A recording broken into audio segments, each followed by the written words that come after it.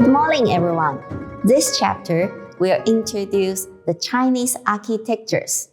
Chinese architecture is a style of architecture that has taken shape in East Asia over many centuries.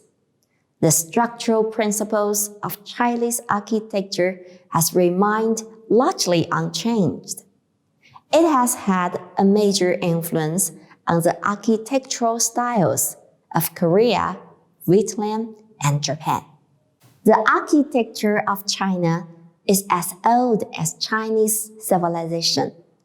From every source of information, literal, graphic, exemplary, there is strong evidence testifying to the fact that the Chinese has always enjoyed an indigenous system of construction that has retained its principal characteristics from prehistorical times to the present day.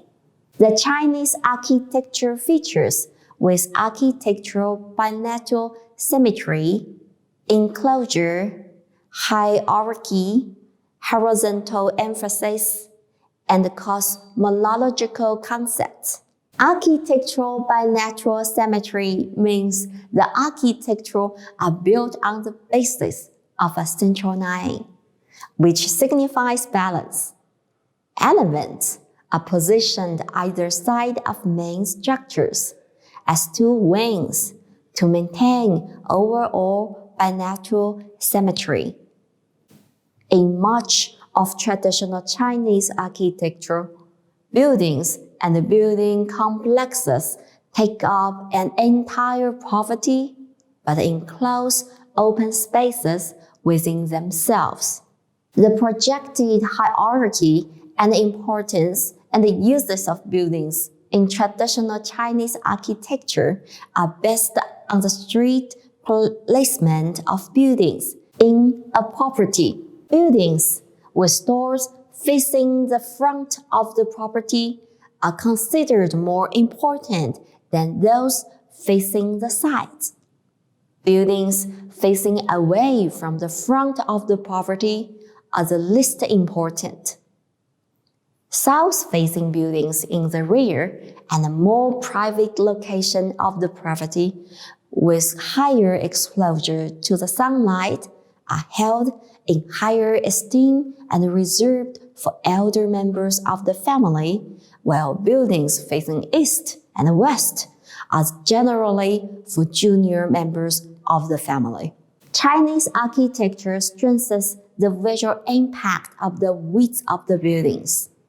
Classical Chinese buildings are built with an emphasis on breadth and less on height, featuring an enclosed heavy platform and a large roof that floats over the base.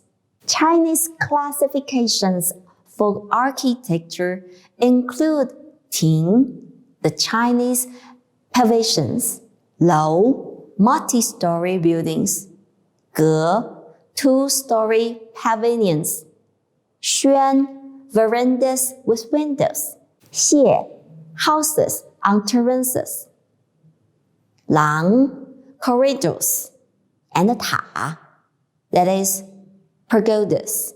In addition, there are various traditional decorations and different types of architecturals, like beasts squatting on the ridge, drum-shaped bearing stones, palm braids, dou gong, caisson, a kind of ceiling, etc.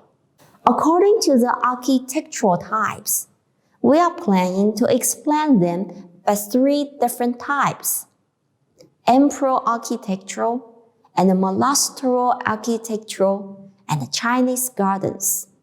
Imperial palaces were where emperors lived and administered their court during their reign. They were the most revered, luxurious, and grandiose architectural types from ancient China. Emperors from different dynasties built their own palaces or extended existing structures. The construction of palaces emphasized on the splendorous appearance and the regular layout. From the Epang Palace of the Qing Dynasty, Weiyang Palace of the Han Dynasty, to the Forbidden City of the Qing Dynasty, the scale of Chinese imperial palaces became larger and larger. Most of the empire architectures are axial symmetrical, with splendid buildings standing at the middle axis and smaller attached houses located along both sides. The general layout often follows two rules.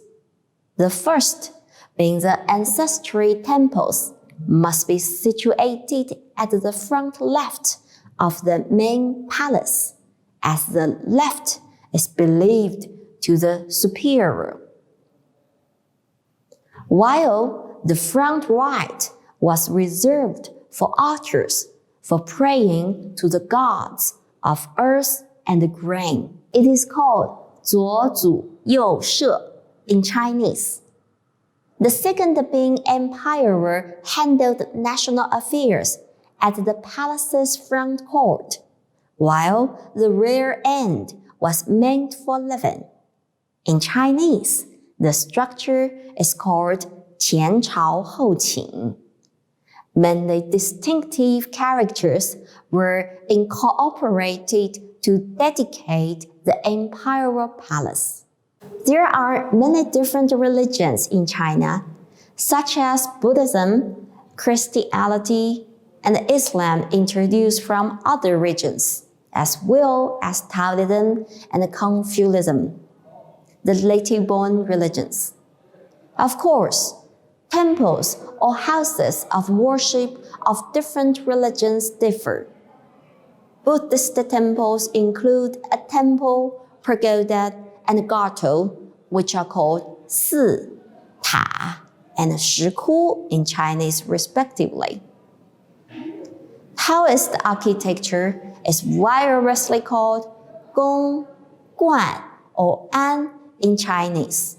Confucian temples, such as 孔庙, Yonghe Temple, and the Temple of Heaven, are often called 庙, 宫, or 坛 in Chinese. An Islamic house of worship is referred to as a mosque. Christian churches have also added some Chinese flavor to them.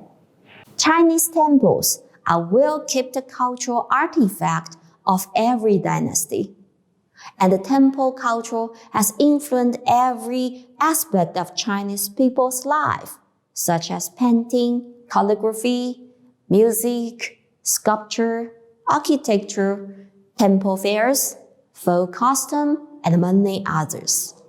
Generally speaking, Buddhist architecture follows the imperial style. A large Buddhist monastery normally has a front hall, housing the statues of Bodhisattva, followed by a great hall, housing the statues of the Buddhas. Taoist architecture, on the other hand, usually follows the commoner's style. Chinese temples want to express the concept of the integration of heaven of humanity. That is, human beings is a part of nature. Followed by this idea, many temples actively embrace themselves into nature. This is to explain why many Chinese temples are located in mountains and forests. Chinese temples gave people the feeling of humorous environment and a comfortable life when they store in the changeable and complicated buildings. The spirit of entering the moral world is encouraged when practiced religious services. To conclude, the imperial and the religious architectures share the similarities like fixed location in a metaphor of strictly rural and religious system. Location patterns symbolized for the cultural background. The lumber stands for the hierarchy order. Wooden arches, guard beasts, suspicious patterns are important decorative elements, and they are all cultural and religion related.